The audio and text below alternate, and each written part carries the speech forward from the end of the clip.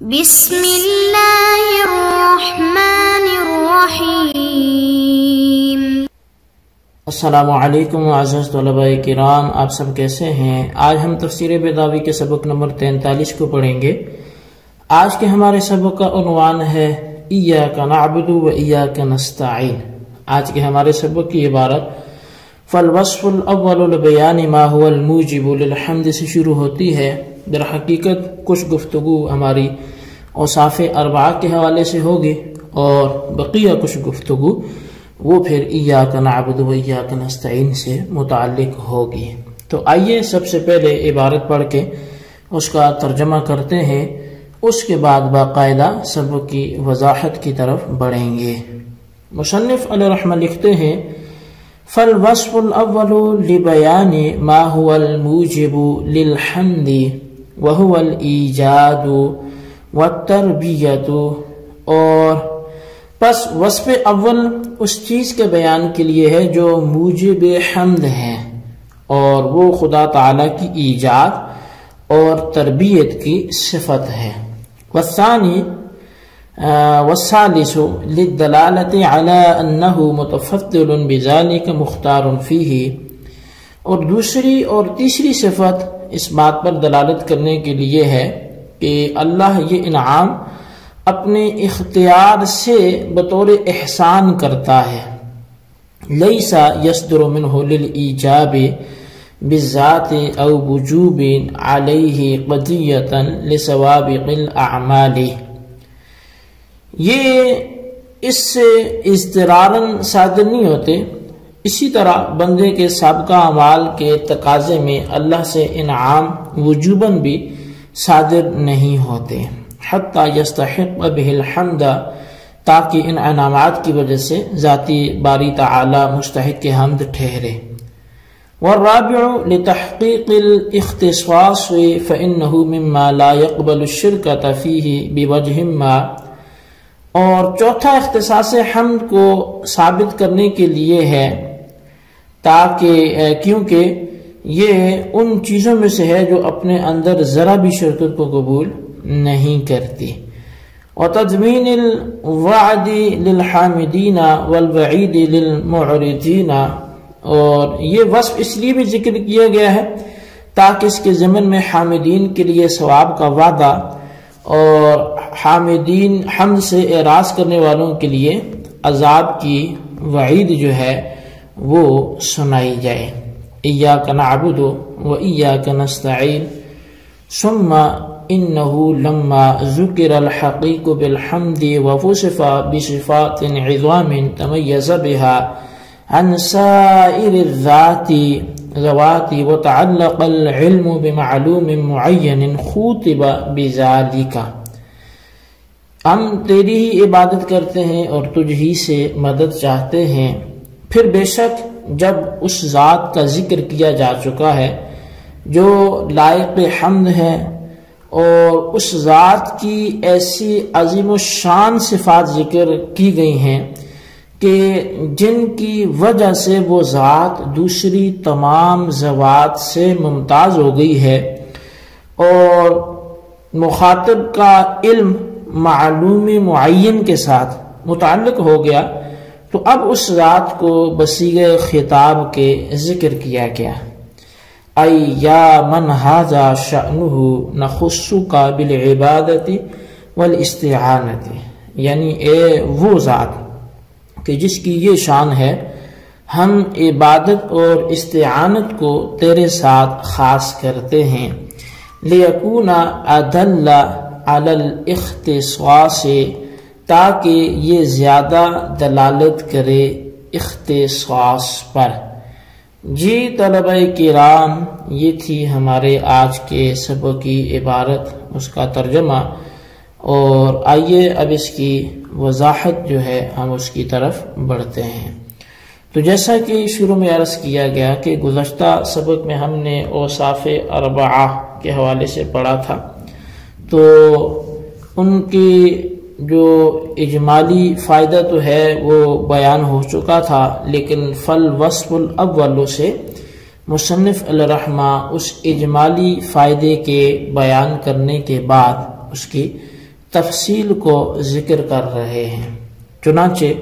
مصنف علیہ رحمہ فرماتے ہیں کہ وصف اول یعنی الحمدللہ کے بعد رب العالمین جو ہے چونکہ ایجاد و تربیت پر دلالت کرتا ہے، اور ایجاد و تربیت یہ موجب حمد ہیں، یعنی اس شخص پر حمد کو واجب کر دیتے ہیں جس کو موجود کیا گیا ہو۔ تو پس رب العالمین یہ موجب حمد کو بیان کرنے کے لیے ہے۔ حمد کو لازم کرنے والی چیز وہ رب العالمین ہے کہ جس نے بنایا، جس نے تربیت کی، جس نے ایجاد کیا، جو موجد ہے۔ تو اب جس کو بنایا گیا اس پر لازم ہے کہ اپنے موجد کی اور اپنے مربی کی حمد کو بیان کرے۔ تو لہذا رب العالمین موجب حمد کو بیان کرنے کے لیے ہے، اور الرحمن اور الرحیم اس بات پر دلالت کرتے ہیں کہ اللہ تبارک و تعالی انعام وغیرہ کرنے میں فاعل مختار ہے، بطور تفضل و احسان کے انعام کرتا ہے، تو مجبور نہیں ہے اور وہ پابند نہیں ہے کہ اس نے انعام کرنا ہی کرنا ہے،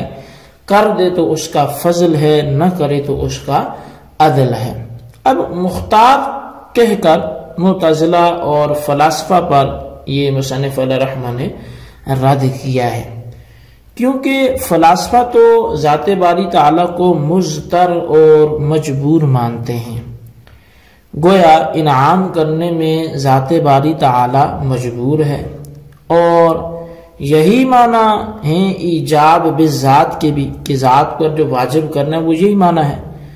اور معتزلہ کہتے ہیں کہ اللہ تعالیٰ پر یوم آخرت میں صالحین پر یعنی نیک لوگوں پر انعام کرنا اور ثواب دینا ان کے سابقہ اعمال کے تقاضے کو پورا کرنے کے لیے یہ واجب ہے۔ تو گویا فلاسفہ ہوں یا معتزلہ ہوں، ایجاب کا معنی دونوں کے ہاں پایا گیا کہ اللہ تعالیٰ پر چیز کو لازم کر دیا گیا، اور اہل سنت و جماعت کہتے ہیں کہ باری تعالیٰ ہر چیز کا مختار ہے، اسے اختیار ہے، وہ کسی معاملے میں مجبور نہیں ہے۔ اگر وہ سب کو جہنم میں ڈال دے تو یہ عین عدل ہے، اور اگر جنت میں داخل کر دے تو یہ اس کا فضل ہے۔ وہ مضطر اور اس پر کوئی یعنی وہ مضطر نہیں ہے، مجبور نہیں ہے، اس پر کوئی چیز واجب نہیں ہے، کیونکہ اگر اس کو مضطر مانا جائے یا اس پر کوئی چیز واجب کرتے ہو تو جس طرح مضطر اور واجب کو ادا کرنے والا شخص مستحق حمد نہیں ہوتا، اسی طرح ذات باری تعالیٰ کو بھی مستحق حمد پھر نہیں ہونا چاہیے، حالانکہ وہ مستحق حمد ہے۔ اور جب مستحق حمد ہے تو اللہ تعالیٰ کو فاعل مختار مانے تاکہ استحقاق حمد ثابت ہو۔ پس مصنف کے قول حتی یستحق بہ الحمد کا تعلق وہ متفضل بذالک مختار فی سے ہے، اور چوتھی صفت یعنی مالکی یوم الدین یہ اختصاص حمد کو اللہ تعالی کے لیے ثابت کرتی ہے، اس لیے کہ جب استحقاق حمد کو مالک یوم الدین پر مرتب کیا گیا تو معلوم ہوا کہ یوم الدین کا مالک ہونا یہ علت ہے استحقاق حمد کی، اور یہ علت غیر کے اندر بالکل نہیں پائی جاتی، نہ حقیقتاً نہ ظاہراً، جس سے ظاہر ہو گیا کہ حمد مختص ہے ذات باری تعالیٰ کے ساتھ۔ اس صفت کے اندر حامدین کے لیے وعدہ بھی ہے اور معرضین عن الحمد کے لیے وعید بھی ہے، وہ اس طور پر کہ جب اللہ تعالی یوم جزا کا مالک ہے تو جو اس کی حمد کرے گا اسے ثواب عطا فرمائے گا، کیونکہ اچھائی کا بدلہ اچھائی ہے، اور جو اعراض کرے گا تو اسے عقاب میں مبتلا فرمائے گا، اس کی کیے کی سزا اس کو دے گا۔ تو لہٰذا اس صفت میں حامدین کے لیے وعدہ ہے اور حمد سے اعراض کرنے والوں کے لیے وعید بھی ہے۔ جی طلبہ کرام، ہمارا ارادہ تو تھا ایاک نعبد و ایاک نستعین پر بھی گفتگو ہوتی، لیکن چونکہ وقت زیادہ ہو رہا ہے تو اس لیے آئندہ سبق میں ایاک نعبد و ایاک نستعین پر گفتگو ضرور ہوگی۔ اس کی جو عبارت پڑھ لی ہے وہ تو پڑھ لی، لیکن جو کچھ کلمات مزید اس کے پڑھ کے اس پر کلام ہوگا۔ آج جو پڑھا گیا اسے اچھی طرح یاد رکھیں، اس کو سن کر سمجھ کر اس کی خلاصے کو اپنے رجسٹر پہ ضرور نوٹ کریں۔ اللہ تعالیٰ سے دعا جو کچھ ہم نے پڑھا سنا اسے یاد رکھنے کی توفیق نصیب فرمائے، آمین بجاہ النبی الامین صلی اللہ علیہ وسلم۔